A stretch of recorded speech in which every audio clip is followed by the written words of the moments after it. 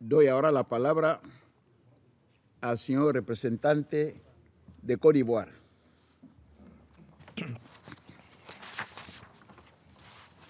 Merci, Monsieur le Président.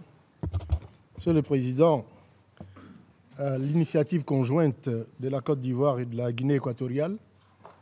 les représentants des États membres du Conseil de sécurité ont effectué une visite en Afrique de l'Ouest dont mon pays, la Côte d'Ivoire, fut l'une des deux étapes. Pour rappel, cette visite était consacrée aux expériences et bonnes pratiques en matière de transition, du maintien à la consolidation de la paix en Côte d'Ivoire et au Libéria, deux pays qui ont été hôtes de mission de maintien de la paix des Nations Unies. Ces deux pays ont connu des trajectoires de sortie de crise différentes et connaissent aujourd'hui, en raison de leur potentiel et des défis qui leur sont propres,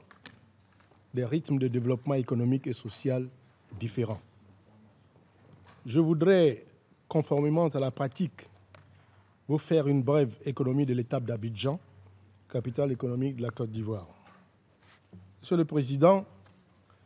la délégation du Conseil de sécurité est arrivée à Abidjan dans la soirée du 14 février 2019. Elle a été reçue en audience le 15 février de 8h30 à 9h30 par le ministre des Affaires étrangères, son Excellence Marcel Montano, et par le vice-président de la République de 10h à 11h. S'exprimant au nom du gouvernement ivoirien, le ministre Marcel Montano a exposé la stratégie de sortie de crise et de consolidation de la paix en Côte d'Ivoire, fondée notamment sur le triptyque relance économique, reconstruction nationale et réconciliation nationale. Il a souligné que la réussite de ces chantiers est avant tout tributaire d'une appropriation nationale forte du processus de sortie de crise, du leadership du président de la République, son Excellence Alassane Ouattara, et de l'engagement constant de son gouvernement à mettre en œuvre les priorités en matière de consolidation de la paix. Il a ainsi cité en exemple la réforme du secteur de la sécurité et le DDR financé sur fonds propres à hauteur de 72% et qui ont permis au gouvernement d'asseoir la sécurité et la stabilité dans le pays et de restaurer la confiance des investisseurs. S'exprimant sur l'actualité politique nationale, le ministre des Affaires étrangères a fait connaître à notre délégation que la Côte d'Ivoire est consciente des regards impatients de certains acteurs de la communauté internationale qui reconnaissent toutefois les progrès remarquables réalisés depuis 2011. En conséquence, il a tenu à rassurer la délégation du Conseil quant aux efforts déployés par le gouvernement afin de préserver la paix sociale, y compris par l'organisation en 2020 d'élections présidentielles transparentes, crédibles et inclusives, qui constitueront, selon lui, une étape supplémentaire de l'ancrage de la sécurité, de la démocratie et de la paix en Côte d'Ivoire. Le ministre a par ailleurs souligné que la période 2019-2020 serait consacrée au renforcement de l'action du gouvernement dans le domaine du social, dans l'optique d'une meilleure répartition des fruits de la croissance économique, d'une moyenne de 8 à 9% au cours des 5 dernières années. Sur le plan sous-régional, rappelant le leadership du président Alassane Ouattara, alors président de la CEDEAO aux premières heures de la crise malienne, le ministre des Affaires étrangères de Côte d'Ivoire a réaffirmé l'engagement de son pays à jouer un rôle de premier plan dans la recherche de solutions aux défis sécuritaires actuels et dans la promotion de la paix et du développement économique et social. Lors de l'audience qu'il a accordée à la délégation du Conseil, le vice-président Daniel Kablan-Duncan a réitéré les priorités nationales en matière de renforcement de la sécurité, de la paix et du développement dans son pays. L'aide au retour des réfugiés, le DDR, la lutte contre la prolifération des armes légères et de petit calibre, la promotion et la protection des droits de l'homme, la lutte contre la corruption, le renforcement de la dimension genre dans les efforts de prévention des conflits et de développement économique et social ont été les axes principaux de son adresse aux membres du Conseil. Soulignant que la Côte d'Ivoire compte parmi les 10 pays les plus réformateurs au monde selon l'indice Doing Business, et les 4 pays ayant les plus fortes croissances économiques selon la Fondation Mo Ibrahim. Le vice-président a confirmé que les années 2019 et 2020 verront un accroissement de l'offre sociale du gouvernement. Le gouvernement ivoirien entend ainsi consacrer 726 milliards de francs CFA au programme social avec l'éducation et la santé comme domaine prioritaire. À la suite de l'audience avec le vice-président ivoirien, la délégation du Conseil a pris part à une table ronde co-animée par M. Babacar Cissé et Yacoub, respectivement, coordonnateurs résidents du PNUD en Côte d'Ivoire et au Libéria. M. Cissé a souligné la qualité des liens entre le système des Nations Unies et le gouvernement ivoirien dans la préparation du retrait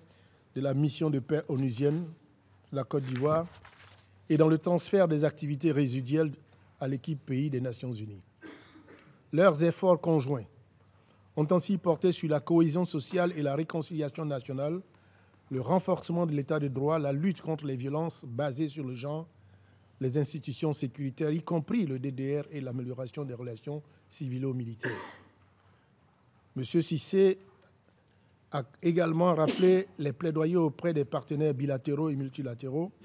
à l'effet de mobiliser les financements nécessaires à la mise en œuvre des axes prioritaires de la stratégie nationale de consolidation de la paix, tout en soulignant le rôle déterminant du Fonds de consolidation de la paix des Nations Unies. Ces appuis ainsi que la bonne coordination des actions de l'équipe pays avec le gouvernement ivoirien ont permis de renforcer la dynamique de paix qui s'est instaurée depuis la fin de la crise post-électorale. Pour sa part, M. Yacoub, représentant au Libéria, a indiqué qu'après 25 ans à l'agenda du Conseil de sécurité, le Libéria s'est engagé sur la voie de la paix, de la stabilité et du développement économique. Il a toutefois reconnu qu'en raison de fragilités structurelles liées à son histoire et ses cycles d'instabilité politique et de violence communautaire, le Libéria, contrairement à la Côte d'Ivoire, reste confronté à d'énormes défis à la consolidation de la paix. La chute drastique de la croissance économique de 8 à 1%, la persistance de causes profondes du conflit, les difficultés du processus de réconciliation nationale et la faiblesse de la reddition de comptes post-crise, les faiblesses en matière de contrôle des frontières terrestres et maritimes pour prévenir toutes sortes de trafics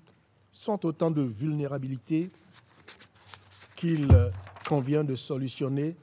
afin d'éviter une résurgence du conflit libérien, a-t-il insisté. S'agissant du rôle de l'équipe pays, M. Yacoub a estimé que ce maillon essentiel du dispositif de présence des Nations Unies dans un pays en sortie de crise devait faire l'objet d'une évaluation préalable de ses capacités à assurer pleinement les responsabilités qui sont les siennes dans le cadre de l'aide à la consolidation de la paix. Dans l'ensemble, les échanges qui ont suivi les exposés des 2 coordonnateurs résidents ont permis, nous l'espérons vivement, de mieux comprendre les défis et opportunités en matière de consolidation de la paix en Côte d'Ivoire et au Libéria. Monsieur le Président, au terme de son séjour, le Conseil s'est rendu en République de Guinée-Bissau dans le cadre d'une visite dont il vous revient d'en livrer les grandes lignes devant ce Conseil. Pour l'heure,